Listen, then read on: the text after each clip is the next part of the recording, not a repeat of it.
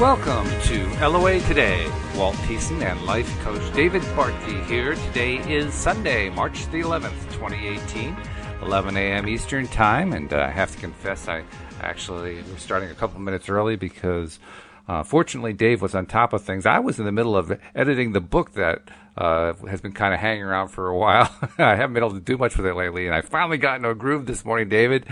And I lost track of the time. It wasn't a change of time. It wasn't because of springing forward. It's just because I was just engrossed in doing the editing. So I apologize. Thanks for contacting me to get this thing going. Yeah, no problem. I had thought maybe you forgot there was a time change. So I was like, I better call him. We actually took care of the clocks first thing when we woke up. That wasn't it. No, it's just that, there'd been a lot lately. I've told the story a number of times about how the computer had been giving me problems for so long, and we finally got a new one. Yeah. But as a result of all that, I had this big backlog of work that I was trying to work through, and I finally got through it this week. But come Friday, I was like wiped out. I didn't really get a whole lot done in the book then, so it had been like 2.5 weeks since I had last edited any part of the book. And I did a little bit yesterday, not a whole lot, but I woke up this morning and I finally got in that groove, in that great place, and I just started working, and, I was looking at, last time I looked at the clock, it's 9 o'clock, no problem. Went work. All of a sudden you call me, it's 11 o'clock. Whoa, what happened? Now, for those who don't know, what book are you talking about? This is the book, This is the book that we have a whole bunch, almost 40 people contributing to, most of whom are life coaches like David. And it's a book of manifestation stories, law of attraction manifestation stories. That's one of the reasons I was so engrossed, because they're good stories, David. I mean, I've had to do some cleaning up of writing and so forth, but the stories themselves are really good stories, quite engrossing. So it's not terribly surprising that I kind of lost track of what I was doing, but nevertheless, there it is. So anyway, we're here. We're getting going. How are you doing today? Have you had a good week? Yeah, it was a little bizarre because in my area we had a really big snowstorm. Yeah, we did too. And as a result, we lost our power for a few days. Ooh, dear. Yeah, so it was a little bit unnerving, and then of course it was cold. But the win in it is that fortunately my family doesn't live that far from me, and they didn't lose their power. It's not weird, like the same town, but our street and neighboring streets lost their power, but they didn't lose their power. So we were able to go there in a nice warm house. Well, that's good. Yeah, especially this time of year, you want a warm house, no doubt about that. Yes, so we were able to do that, and all our food was okay, like nothing, because we didn't open the fridge or freezer during that time, so everything was okay, which was really good. Plus, it was cold, so it was going to keep it cold anyway. That is true. And the person that was supposed to plow our driveway never showed up. Oh dear. And I just know, as you know, I didn't go into panic mode because I knew that would not serve me in any way. Nope. And I just told myself, well, I'm sure I can easily find someone else who could come and do it, because we couldn't get our car out until our driveway was plowed. Yes. So it was very simple. I just went online, put in my zip code for a snow plower, and first person I called, he goes, I'm going to be in your town in an hour. I'm like, okay, well, come by and let me know what you think. So he did. He came by, and we agreed on a price, and boom, it was done. So outstanding. Boy, that's not easy to do in a snowstorm, because everybody's all pretty much booked up, especially if it's a deep one like this one was. So you did well get that one. Yeah. Yes, and I could have got into, like, the person that totally flaked. I could have gone in a very low vibration and taken on all that frustration, like, oh, my God. Oh, yeah. And I just thought to myself, no, that is not going to help me vibrationally or any other way, and it's not going to get me closer to getting someone here to do it. So I just said to myself, well, okay, I'll find someone else, and it'll be easy, and they'll come and they'll do it. And that's exactly what happened. So. Well, it's funny that you mentioned that you lost. I mean, I'm not saying it's funny that you lost power. Don't get me wrong. But it's funny that you mentioned a story about losing power, because the day of that same storm, I was thinking about, this is a really heavy snow that's coming down here, and this is the kind of thing that could really lead to us losing power. And within a moment of me thinking that, the lights started to flicker. Are you serious? And I said to myself, okay, message received, I'm sorry.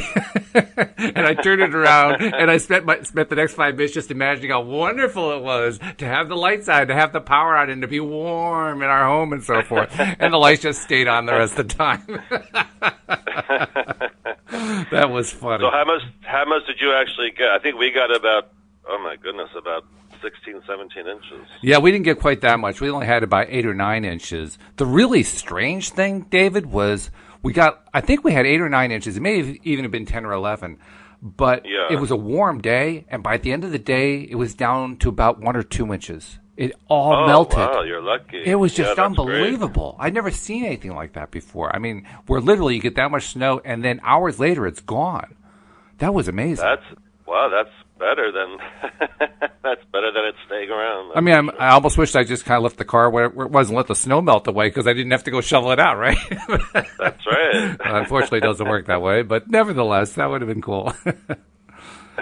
I also had a really weird experience yesterday. I mentioned how I had done a little bit of editing, but I also wasn't really feeling up to doing much of anything. It had been kind of a tough week in terms of having a lot of work to do and so forth. I just needed to kind of sit back, and just kind of relax. Yeah.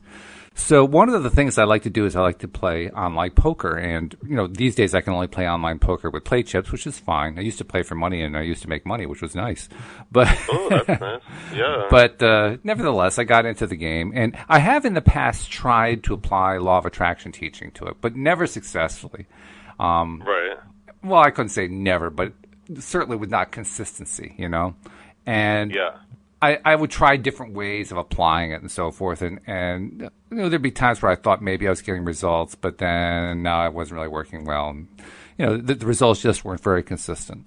Well, I don't know what happened yesterday, but somehow I changed my perspective. Because what I had previously tried to do is I would try to, influence, here, I'm going to get a certain card so I can get an ideal hand to, take a bunch of chips away from somebody or, something like that.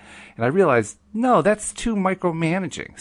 For some reason, it came to me that I should stop micromanaging that way and let the universe have time to deliver what I really wanted. So what I really want? Well, I had to make it more general than that. I couldn't say, well, I just want a big hand right now. I had to give it more time, so to speak. I had to give it a bigger realm to work within. And if I did that, then the universe, I figured, might be able to deliver what I wanted. So I decided, I like to play tournaments. And typically the tournaments I play in will get anywhere from like 50 to 500 to 1,000 people, depending on, the buy-in and so forth. And this was a 50,000 chip tournament, which is actually relatively small. 50,000 chip buy-in. But, I mean, I have like 70 million chips, so I didn't really care. I've done well over the years, let's put it that way. But anyway, so I bought into the tournament and started playing. And actually, I played in a couple tournaments, and they were both doing rather poorly. I was doing poorly in them. And I said, okay, here's a chance for me, because I'm not doing very well, so I might as well just try applying some LOA, right? So how can I make this more general? I said, I know what I'll do. Ultimately, in a tournament, you want to keep doubling up your chips. If you can keep doing that, not only do you stay alive, but you actually get a chance to win the tournament. That's really what the goal is, right? So at the time, I think both tournaments I started with 1,500 chips, and I was down to about half that amount, 700 or 800. And I said, all right, well, let's give this a shot. So I just want the universe to double my chip. Okay, so I played a few hands, and within a few hands, I doubled my chips on both games. I said, well, that's pretty cool. Wow, I wonder if I could do it again. So I said, okay, well, let's go for 3,000 chips. And I did it to 3,000 in both games. And I kept doing this, and there were ups and downs. There were peaks and valleys. But slowly, I was moving myself up in the ranks just by saying, I'm going to double my chips. And I wasn't just saying double my chips. I was also getting excited about it because I knew how important the feeling part was. The feeling component, Yeah. So I said, boy, I mean, it's just going to be so great. If I could double both of those, that would be fantastic. I would feel great. I started to get a smile on my face. I started to feel it inside and so forth. And sure enough, within a few hands, it was happening in both of those cases. And I thought, well, this is really cool. And I kept doing it for a while. Then one of the games, I made a really dumb mistake and ended up getting knocked out of the game. But the other game I was doing really well. And so I just kept going with it and kept going with it and kept going with it. And David, poker is a game, it's kind of like any other kind of gambling or whatever. I mean, yes, there's a tremendous skill level involved, and that's why I do well. Right. But there's also a luck factor. So you could be in a hand where you compare your hand to the other guy's hand, and it's clear you have a huge advantage. I mean, you're going to win 4 out of 5 times. But that means you can lose 1 out of 5 times. And that would happen. It often lately had been happening where I was on top and I ended up being the loser because the luck had turned out badly for me. Yeah. Well, here I was getting exactly the opposite result, because not only was I getting good hands and winning them, I was getting hands where I was being dominated by somebody else's hand, and I'd get the best card anyway, and I'd still win. And I was thinking, this is really great. I'm liking this. Well, I'm turning it into a long story, so let me try shortening it. The bottom line is that I kept increasing my chips incrementally every time, looking to double and double and double and double and double, until finally I was at the last table, and I had one of the smallest stacks of chips. But I didn't care. Yeah. This was working great. I mean, I had come from nowhere, and I was still in the tournament with like the last 9 players in the tournament. I figured that's an accomplishment all by itself. But I wasn't done. I said, let's win this thing. This will be great. Who knows what'll happen. And so I just kept doing the same thing. Okay, I got 100,000 chips now. I want 200,000. And a few hands later, I was at 200,000. This is great. Okay, I got 200,000. I won't even be greedy. I just want 300,000. I get 300,000. It's like, this is fantastic. Then I would say, okay, well, I'll go for 500,000. Okay, I got 500,000. Oh my God. It was that kind of a thing. Then I started to get a little egotistical. I said, well, I'm going to start dominating this thing. Within 5 hands, I had half my chip total. It was like, okay, got the message. Went back to the old routine, started talking about, okay, I just love the idea of building up the chips. I don't care how it happens. I'm not going to be trying to dominate. I'm just going to let the table do its thing. I won the tournament, David. Wow. I won it flat out. And every single, the best part was when I was head to head with the last guy. I had about 600,000. He had about 400,000. And I had the first play. I raised him. I was holding a king 9, which is not a really great hand. It's like, okay, it's good for head to head, but it's not really a strong hand. Turned out he had a queen 7. So I raised him. He called, and the table flopped king 7. That's a 3 of a kind for me, which is a really good hand. And he had a low pair, 2 7s. But the thing is, when you play poker and you're head to head, if you get anything, you're in a really good shape to bet it. And so he went all in with his 7s. Wow. And here I'm sitting there with 3 kings. I'm thinking, you got to be kidding. I called. I won the tournament. I was like, I can't believe this. I stuck with it for the first time. That is the first time I've ever played a tournament where I just stuck with my belief and stuck with not trying to manipulate, not trying to micromanage how the whole thing worked. And it just flowed. Right. Isn't that nice? It was really nice. So I just had to tell you that story. Especially after all the money you've won at the casino. I mean, I had to do something to catch up. Oh, my goodness. That's great. Now, am I ready to do that in a casino? Absolutely not. I got to prove it to myself by doing it a number of times. But the fact that I did it once was like really cool. Yeah, and then it would be interesting if you tried it in the real world, in the real. Well, I'm not good. I'm more conservative than you are, where that is regarding, because I won't try it until I've proven to myself repeatedly that I can do it. Once I've proven that I can do it repeatedly, because I have to believe it, right? I have to believe it when I go in there, and that's an entirely different situation. It's really easy when you're sitting at your computer looking at a computer monitor. You're not having to deal with the human factor, with the other people around the table trying to intimidate you and play mind games with you and all that kind of thing. You're just playing with a computer. Different thing entirely. So, no, I want to make sure I've got it before I try it in a casino. And it's true what you said. You kept the feeling component going as well. Yes. Oh, important. Yeah. In fact, I had a big silly grin on my face as I'm playing. Oh, my goodness. That's great. That's a good win. Yeah. That's a very good win. Yeah, it is a good win. And it's a nice story, too. That makes it even more fun. And it ties in with what we're talking about, because we're still talking about the book, The Astonishing Power of Emotions. What was I doing? I was using the power of emotions. I mean, what more could you ask for, right? Yes. And we're actually on Chapter 8, believe it or not. Yeah, we're moving right along. Chapter 8 is entitled, Your Life Flows in a Natural Cycle. So, okay, are you reading or am I? Well, you could take the first part and then I'll take the second part. Okay, that sounds good. So it says, we like the analogy of you in your canoe on the river because it points out the futility of trying to paddle against the current. When you remember that you are source energy, that you came into this body from source, and that now in this body you are giving birth to leading edge desires, which source then becomes and calls you toward, you understand the real river of life. And then you understand the futility of trying to paddle upstream against this current. Actually, I think I already understood the futility of paddling upstream, but I get their point. Yeah.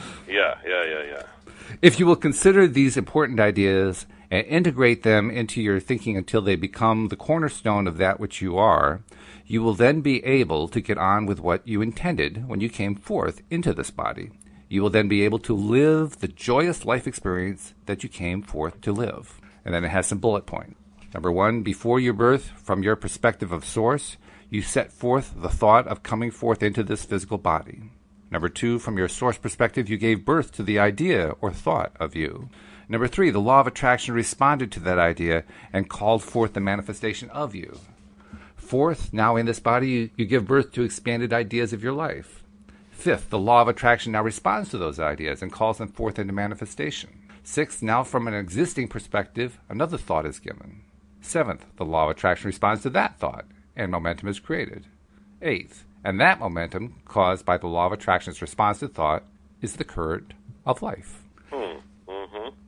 As you consciously accept the eternal nature of your being, the idea of never-ending expansion is an easy concept to follow. As you consciously accept that you are an eternally expanding being, then living life in this fantastically diverse physical environment where new ideas are continually born makes perfect sense. As you understand that you are an eternal being at the same time that you are physically focused here, you begin to see the process creation in an even clearer way. And when you remember that the inner being part of you always responds to the expanded idea that your physical life has given birth to, you begin to get a sense of the momentum of this stream. And finally, when you understand that the law of attraction is responding to that furthermost idea with the same energy that creates worlds, you then get a further sense of the momentum of this stream. It is from our broad view of the laws of the universe and your important place within it that we can clearly remind you that everything that you want is downstream in this glorious current of creation. And when you relax into the inevitable well-being that is your true legacy, you then begin to live life in the way that you had intended before your physical birth. That downstream, that's what I was in when I was playing poker. Yes. And it felt easy, right? It felt good. It felt easy. Until I started to micromanage, and then I was going upstream. Then you turn your canoe around, yes. Yeah. You started going upstream. And I had to let go once again. Boy, do we get a lot of practice at letting go. Yes. And now sometimes people say, well, that means I don't have to do anything. Like if there's something I want to manifest, I don't have to take any action. As long as I'm downstream and everything seems easy, then that means I don't have to do anything. So what would you say to that? I think there's a lot of confusion about what doing is.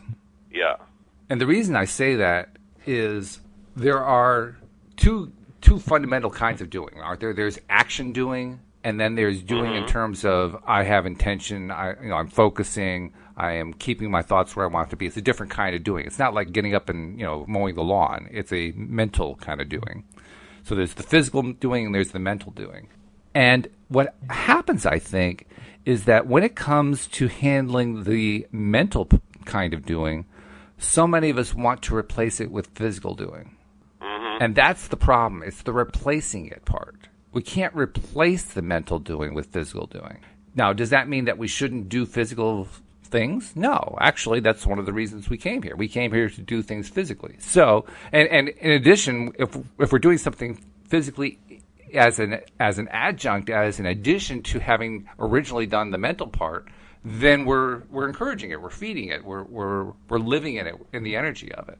So in that sense, there's nothing really wrong. In fact, it's actually a good thing to focus on and do the physical part as well. The only problem comes, I think, when we replace mental with physical, when we replace mental activity with physical activity, because that's when we tend to go wrong. What do you think?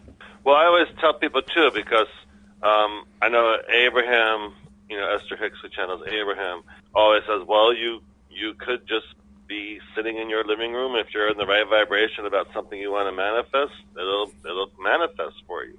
And so then people take that as, well, I don't have to take any action. And I always say, well, if you're really in a high vibration about something you want to manifest and you're really excited about it, that causes action.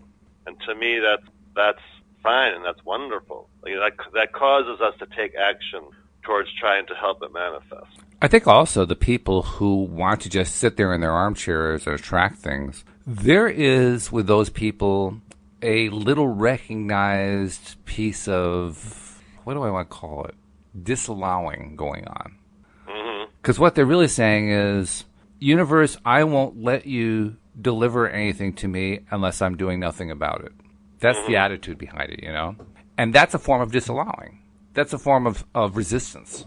So we like to pretend that we're in that armchair not resisting, but there's actually a piece of it that's actually resisting. You know what I mean?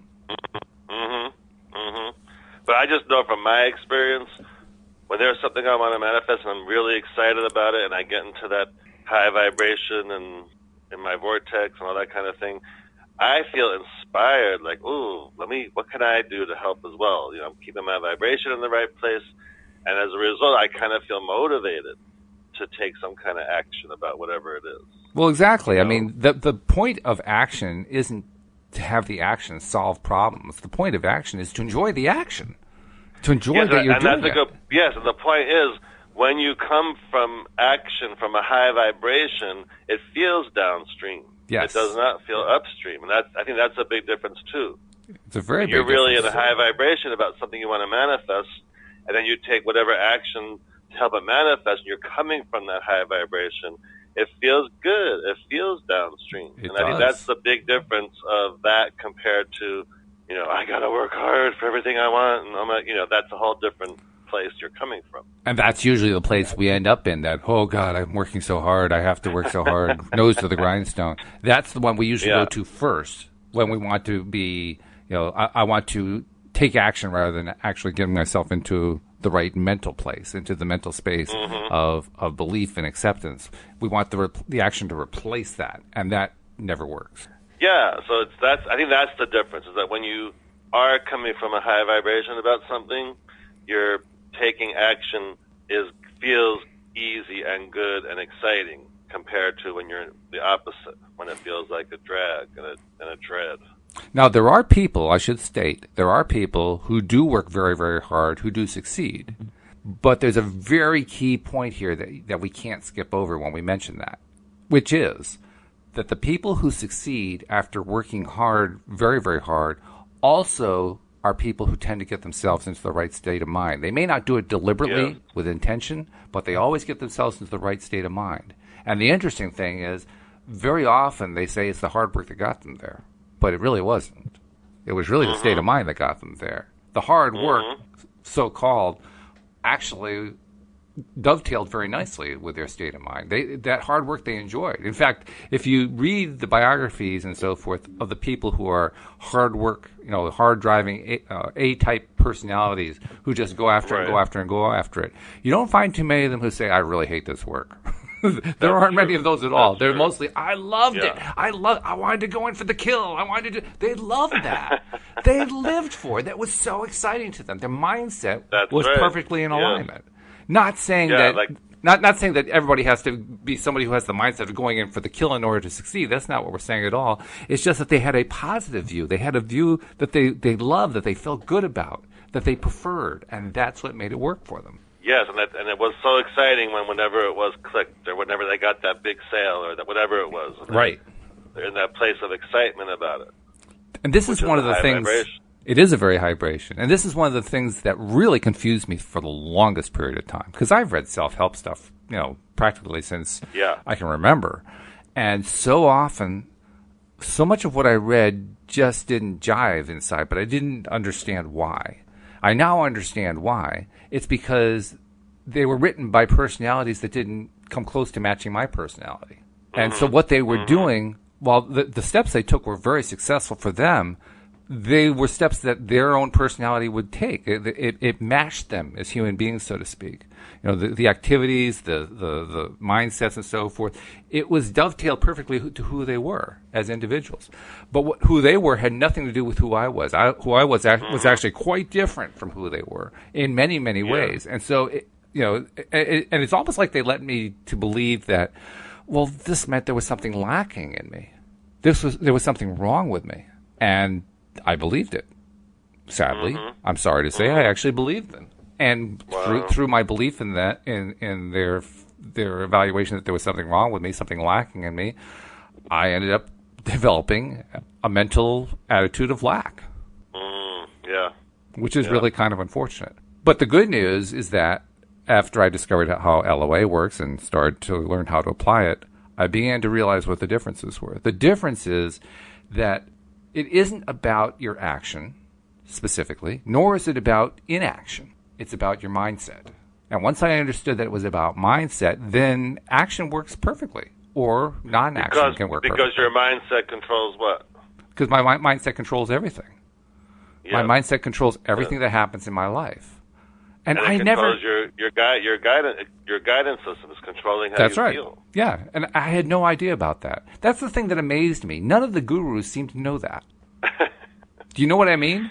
Yeah, I know. Yes, I do. I mean, there are a few of them who seem to know it, but they didn't teach it. I mean, like Tony Robbins didn't really directly teach that. He implied it, for instance, with a lot of what he said, but he didn't actively teach it. Well, that's not true. He sometimes taught it. But most of the time, he was teaching these techniques and so forth. And it's not the techniques, it's the mindset. If he had spent more time talking about the mindset, I would have said, I get it. Or, Zig Ziglar or any of these others. I mean, Zig Ziglar, for instance, was more the religious side of the whole thing, right? And, well, that gave him 3 strikes as far as I was concerned anyway, so I didn't spend a whole lot of time paying attention to him. For him, it was about the mindset, but the mindset was a religious mindset. It had to be that particular approach. And that also doesn't work. It isn't about one particular person's approach. That's the key thing. The mindset is the mindset. The only thing that the mindset has to be is positive and in tune with what you prefer. And that's it. And what you prefer can be different from what your neighbor has in mind. It can be different from what the guru has in mind. It can be different from what you, David, have in mind. My mindset, my preferences can be different from yours. Yeah. Doesn't matter. Yeah. It doesn't matter. That part is irrelevant. The only thing that matters is my mindset in alignment with what I prefer? And if it is, what does that mean? Then I'm going to be successful. Then I'm going to have the life that I want. It feels downstream. And it's downstream. It is completely downstream. Yeah. So downstream is where everything we want is. That's right. So if it's downstream, does that mean that I'm sitting back and doing nothing? Not necessarily. No. I could decide to do that, but actually that sounds rather boring to me. But that's what I'm saying. When you get that's what some people don't get in the beginning. Like when you get excited and you're in the high vibration about something, you get motivated to take action towards it. Yes. And it feels good. And that's, like I said earlier, then that's a whole different place. Coming from that place feels good and downstream compared to when you have the reverse of that. Like you feel like, the pressure and the working hard and all that kind of thing. Well, the next part of the chapter talks about the downstream part. So you want to read that part? Sure. So we are at Just Let Go. Yep. Okay, this section is called Just Let Go of the Oars. Most people continually try to calculate the distance from where they are to where they want to be. Quote, how much farther do I have to travel? How much more do I need to do? How much more weight do I need to lose? How much more money do I need? And this is primarily because in your physical format, you tend to be action-oriented. That's interesting because we were just talking about that. That's right, yeah. We would like you to understand, however, that as you begin to approach your world in terms of vibration rather than action, and in terms of thought rather than in terms of time and space and distance, your ability to close the gap between where you are and where you want to be will be much more efficient. Sometimes, even when we are offering analogies such as this one about you and your canoe in the stream, you want to apply your usual action-oriented tendencies. In other words, often our physical friends accept our premise that what they want is downstream, so they want to get pointed in that right direction, and then they want to hurry downstream. How can I get downstream to things that I desire faster? I'll focus better, I'll try harder, I'll work longer. But we want you to understand that those determined attitudes only cause you to again turn upstream. Once you are pointed downstream in this current of life, it is not necessary to put a motor on your boat in an attempt to make it go faster. The current will carry you. Just let go of the oars. Yes, I want to interrupt there and say that's the point Yeah. I was trying to make about the distinction between trying to use action as a replacement for your thought Yeah. process or as an adjunct to it. I mean, they're trying to really separate it by saying, well, you don't have to do the action entirely, and that's true. You really don't. The thought process is what's really the thing that matters.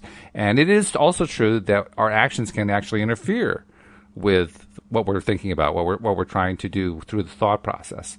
And I think that's what they're alluding to in this section here.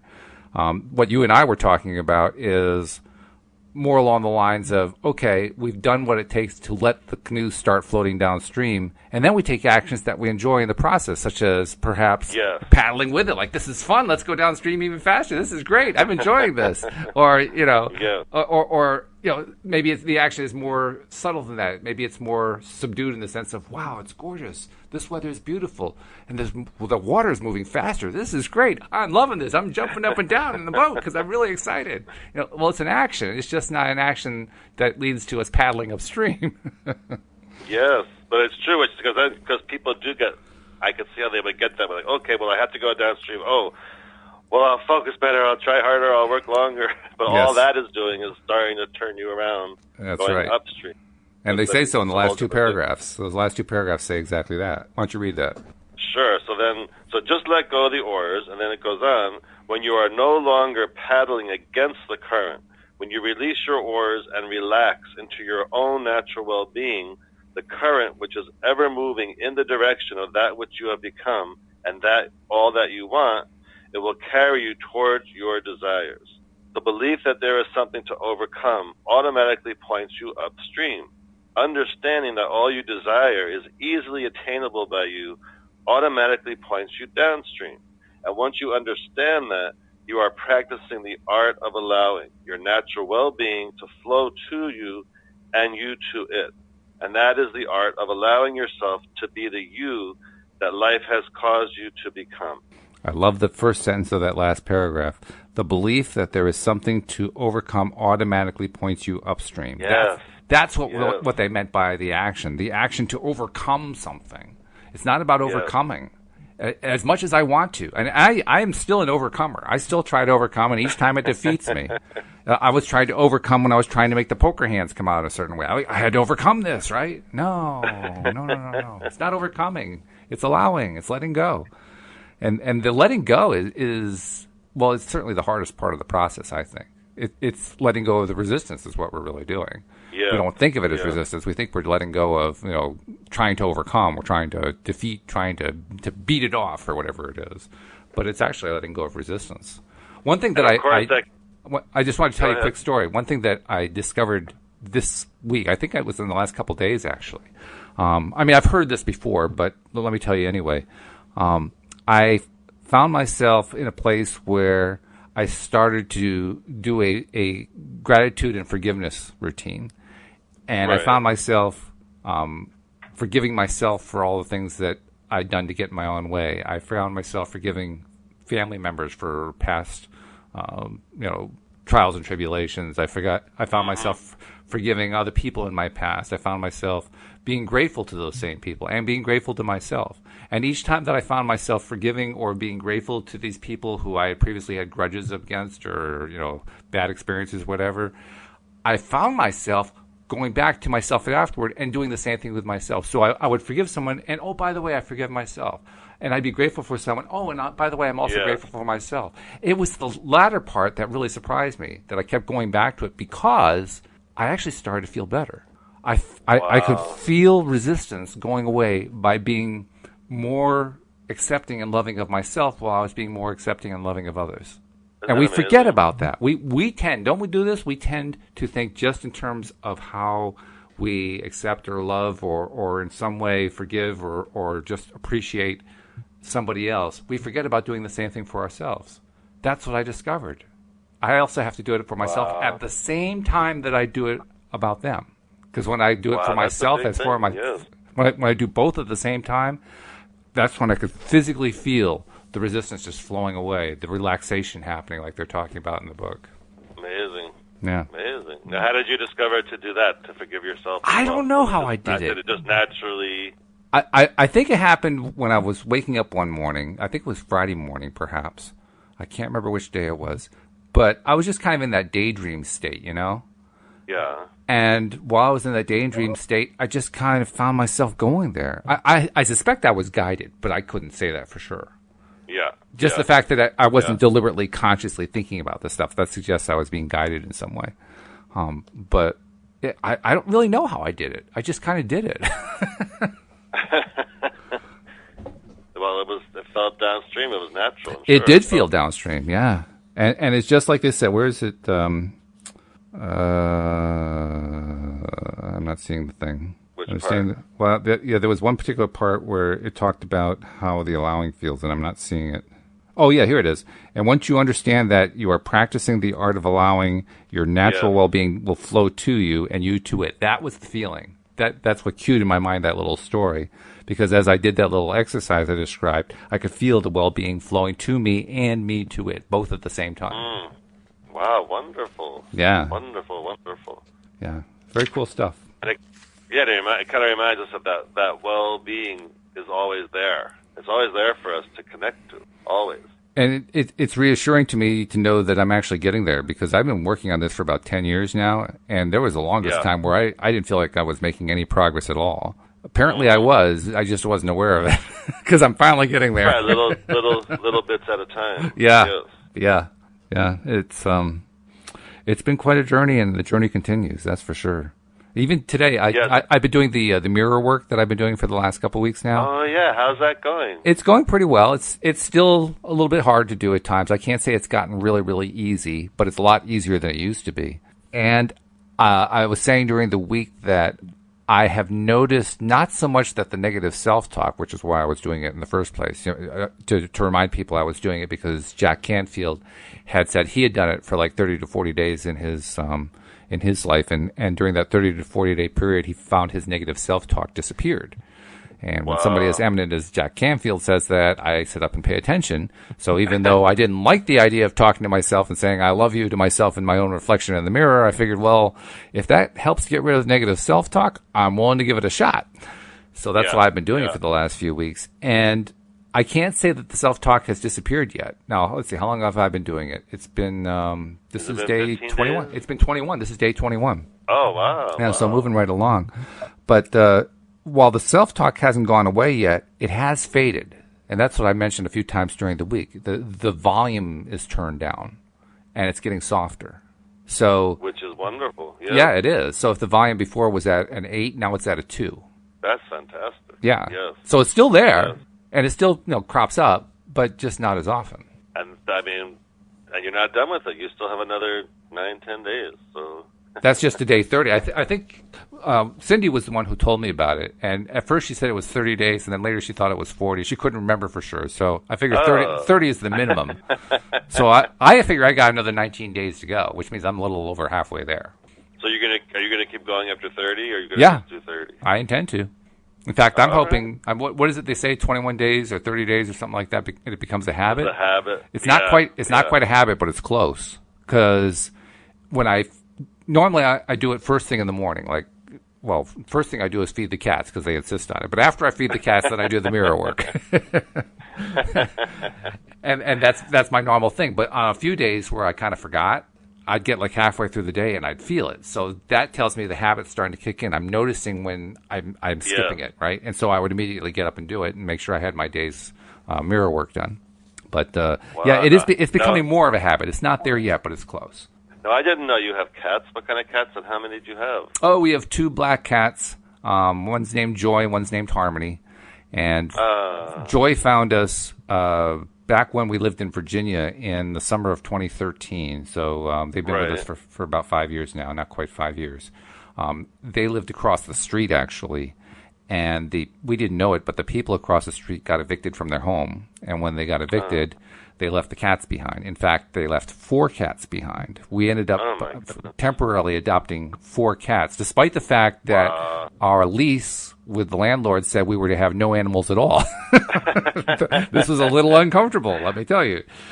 But it was coming in on winter by the time we found all 4 of them, and of course we weren't going to let anything happen there. So we took care of them, and it was kind of crazy because 2 of the cats didn't get along with the other 2 cats. So apparently that there was makes for a little bit of a difficult situation. It does. Well, apparently there was a lot of fighting for food supply because we estimate they were on their own for about a month, so they were living rough for about a month. And if you're used to getting fed all the time, that can be pretty tough, So were they adults or were they kittens or? They're all adults. As it turned out, there were 2 males and 2 females. We thought it was 1 male and 3 females. We thought Joy was a female, but Joy turned out to be a male. And it turned out that the 2 males were fighting each other to try to drive the others off. So the 2 black cats were like one family, if you will, and the other 2 were 2 gray cats. They were Yoda. We called them Yoda and Lady. And Yoda was a really, really big one. He was like a big gray cat, but very nice cat when he wasn't fighting the other 2. And really just a big cat, big, strong cat, and easy to take care of himself and so forth. Well, he was constantly trying to drive the black cats away. And Joy didn't take too much kindness to that, so he would fight back. So we had to keep him. We had to keep him separate for quite some time. Well, when it came for us to leave, we were actually planning to move that same year because Louise had said, "I want to move back to Connecticut." And we ended up doing it that January. So the really rough part was that we had to turn 2 of those cats over to the shelter, which was really, really, really rough. The good news is that within 3 or 4 months, with some intervention by Louise, reaching out to friends, both of those cats ended up getting adopted. So they now have good homes. Oh, good. Yeah. Yes, good. And the reason we didn't take all 4 is that the new place we moved to, again, we were renting, and again, they had a limit. They had a limit of 2 cats, so we could only bring 2 with us. So it was a little heartrending. But yes. But just the fact that you found homes for the other 2 is fantastic. It is fantastic, yeah. The only, I won't say it's a bad part, the only kind of negative part of the story is that the second cat, Harmony, when we found her, she was, all 4 of them were pretty much emaciated, but those 2 were really emaciated. Joy and Harmony were. And Harmony was born with a deformed paw, so she was at a disadvantage anyway. And when I first saw her, I mean, she couldn't have weighed more than 3 or 4 pounds. She was a full-grown cat, but she was completely emaciated. Today, because I kind of said, well, I'm not going to let this happen to you. We're going to take care of you. I'll make sure of it myself. So today, I can't hardly go anywhere in the house without Harmony chasing me around. She follows me everywhere. I go into the bathroom, she follows me into the bathroom, and it's constantly, give me this, give me that, give me this, give me that.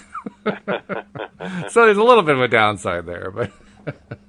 Well, and now she's been very well fed. Oh, she is nowhere near the emaciated cat she used to be. She is actually a little on the plump side, but yeah.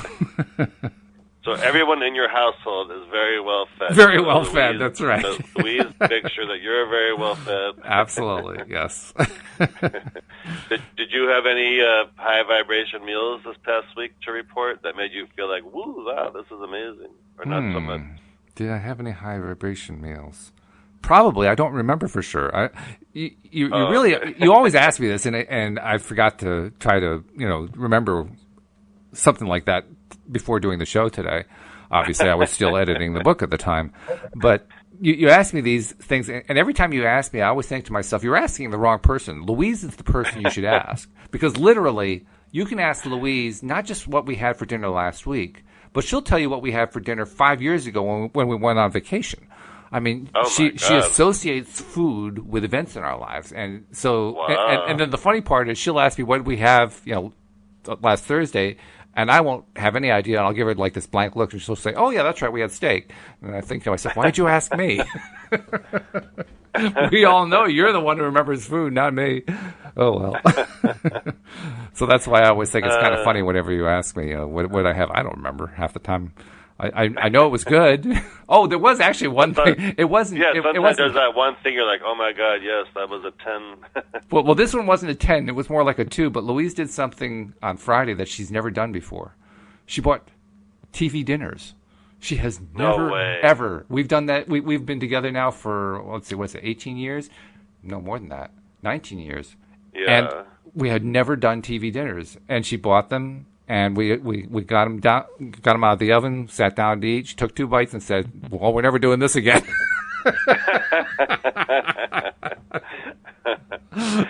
Oh, my goodness. Were they the kind with the little trays divided, like the vegetables is one little compartment, and then the food, the main? No, it was an all-in-one thing. It was one of the Boston chicken ones, and I have to say, Boston Chicken needs to work on their TV dinners because their chicken does not taste at all like chicken. It doesn't even come close. I'm not sure why it is, but it had the texture of pork. I can tell you that much, but it definitely did not taste like chicken. Oh my goodness! Well, let's hope it was chicken, and that's some mystery. I hope so. You never really know. Well, so much for that plan. How about you? You're the one who always has the vibration-raising foods. What did you have this week? I'm trying, because this week was a little bit different because of the storm and that whole thing. I'm trying to think there was something in particular that was like, wow, that was amazing. I can't really remember anything. Isn't that unusual for me? That's very unusual. Have you taken your temperature? What's wrong with you? But I mean, I had nice food all week, but there wasn't anything that I could think of that was like, wow, I got to tell Walt about this dish. Well, there will be one for next week, I'm sure. This is a new week coming up, and hopefully we'll have something to report next time. You're probably still working through all of the food that defrosted while the power was out, you know? Yeah, yes. So, are we going to continue to Chapter 9? Yeah, let's do that. We got a few minutes here. Some time. We can get started So on this one is called "The Law of Attraction Needs No Practice." Mm-hmm. There are three powerful universal laws that are of value for you to understand if you wish to guide your life deliberately. And the law of allowing is the last of these. It would seem logical that we would talk of the first law, then the second, and finally the third. And we have done exactly that in previous books. We are, however, emphasizing this third important law because it is really the law that you have come here in this time and space intending to master. This is the law that you must practice if you are to become the deliberate creator that you came forth to be. The first law, the law of attraction, is not something that you need to practice or even something that you can practice, for it is a law, that exists in every particle of the universe, and it just is. I'd also want to add that the law of attraction is the easiest to understand because everybody knows how to understand, this is what I want. Okay, I've just asked for it. Everybody gets that part really easy. All right, so here we go. Just as your earthly law of gravity requires no practice, but just consistently responds to all matter in a consistent way, neither does the law of attraction need practice. You do not have gravity instructors teaching how to avoid falling up because falling up instead of down is not an option or a problem. We will be doing a seminar today on how to fall up. This is a long practice technique. No, it just sounds ludicrous saying it. You have to go into an anti-gravity chamber. That's right. And in like manner, you will not need to practice in order to cause the powerful law of attraction to respond to you in a consistent way. For it will bring things to you that match your vibration, and it will do so even in your ignorance of the law. The second of these three powerful universal laws is the law of deliberate creation. By deliberately directing your attention and thoughts toward the outcome that you desire, you can be or do or have anything that you choose. The application of this powerful law has resulted in the manifestation of this magnificent planet upon which you live, and in everything that you are able to see. And in the same way that the non-physical source energy applied this law, and through powerful focus created this environment that you call life on planet Earth, you are continuing to process the process of creation from your physical vantage point. This is a key thing in here. What we call the law of attraction actually is what we usually mean by it is what is actually called the law of creation or the law of deliberate creation, because that's where we do the asking. The law of attraction actually has nothing to do with asking. It's just vibration. Similar vibration attracts similar vibration. But we forget about that. Yeah. It's actually the creation law that we're using when we're saying, well, I want to attract this or I want to attract that. That's the law of deliberate creation. Yeah. Also interesting that they mentioned in here, the application of this powerful law has resulted in the manifestation of this magnificent planet upon which you live. Wow. And in fact, the idea is one that it is a continuously evolving and continuously developing manifestation. It's not like it's static and fixed and it's done. It happens continuously. In fact, all the time. We're doing it. We are actually part of keeping it the way it is. That's the part I'm still trying to get my head around. Like, for instance, my favorite thing is to pick up this green pen because that's what's always next to me when we're doing these podcasts. I pick up this green pen and I look at it and I say to myself, by holding and looking at this pen, I am helping to make it a pen. And my mind just boggles when I say that. Because it sounds ridiculous, doesn't it? Right. It sounds absolutely ridiculous to say that. But literally, that's what's implied. That's what's implied in quantum physics. That's what's implied in law of attraction teaching. That's what's implied in most of the best metaphysical teaching. And it's just mind-blowing. There's a part of me that says, well, what would happen if I stopped thinking of this as a pen? What would happen? And the answer is I don't know. You know why? The reason I say I don't know is because I can't stop thinking of it as a pen. I've tried. I try to think of it as a book, but I look at it and I'm instantly seeing it as a pen. How do you make it look like a book? I haven't figured that out yet. I mean, I know in theory what I should do is imagine it to be a book, but there's too much disbelief inside saying, no, it's not a book, it's a pen. I have so much belief attached to this, and it's mind-boggling to think that belief is what sustains it as a pen. Well, we have to call it something. So I don't care what we call it. Pen. I don't care what we call it. The question is, how does it stay as a pen-like shape? And it stays that way because we keep saying so. I mean, that just blows my mind. There is the idea that there's no such thing except what we say it is in the universe. There is no such thing except what we say is there. That's mind-blowing. It means there is no objective reality. This pen, as much as it feels to me that it is objectively real, really isn't. I still marvel at that. Like that sounds insane. Even as I say that sounds insane, doesn't it? Yes. And yet I know it has to be true. There was a long time where I didn't think it was. There was a long time where I thought that objectively real things were objectively real, until I finally came to understand that quantum physics doesn't actually agree with that. Because, among other things, quantum physics can show that there is a single particle, such as an electron, that could be in two places at once.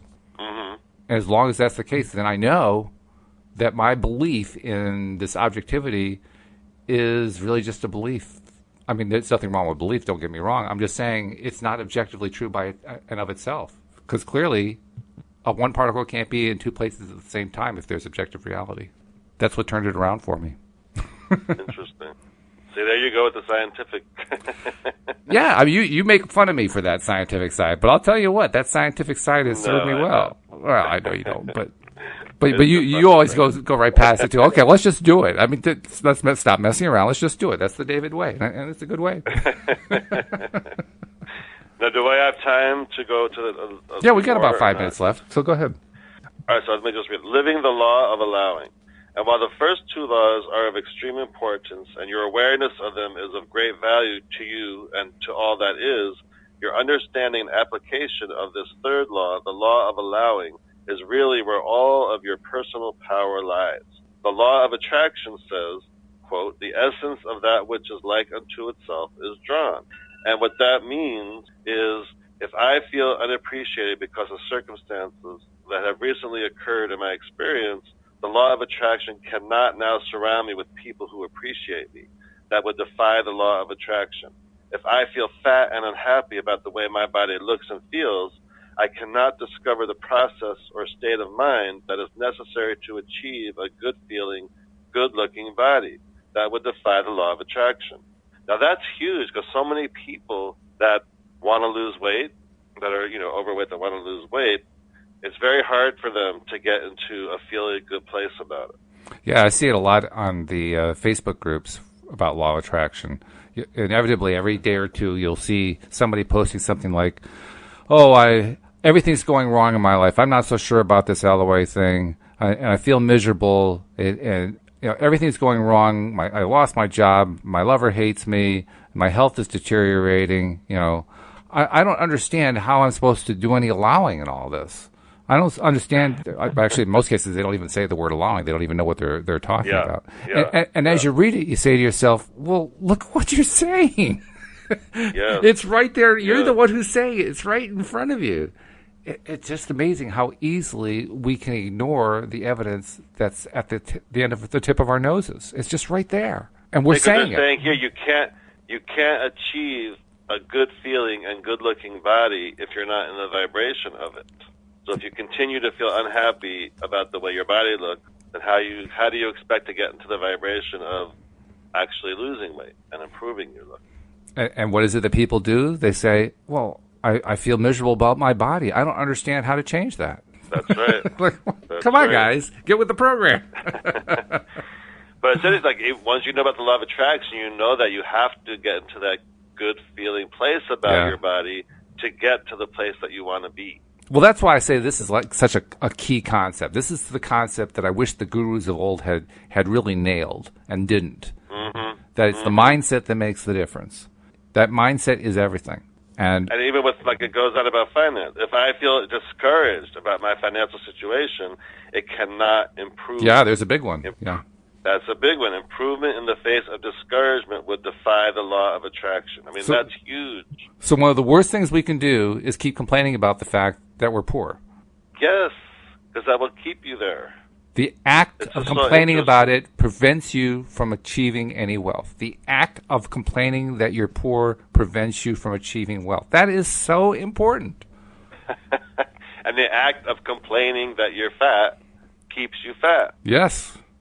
Keeps you from being thin. That's such a big thing to kind of click with, whether it's being heavy or not enough money. You can't be in the vibration of the not enough and that I'm too fat to get to the place where you can lose weight or attract more money. And the next paragraph really lays out a number of different ways that we trip ourselves up. Yes, if I am angry because people have been taking advantage of me, lying to me, dishonoring me, and even defacing my property, no action that I can take can stop those unpleasant things from happening, for that would defy the law of attraction. I want to draw a connection here, too.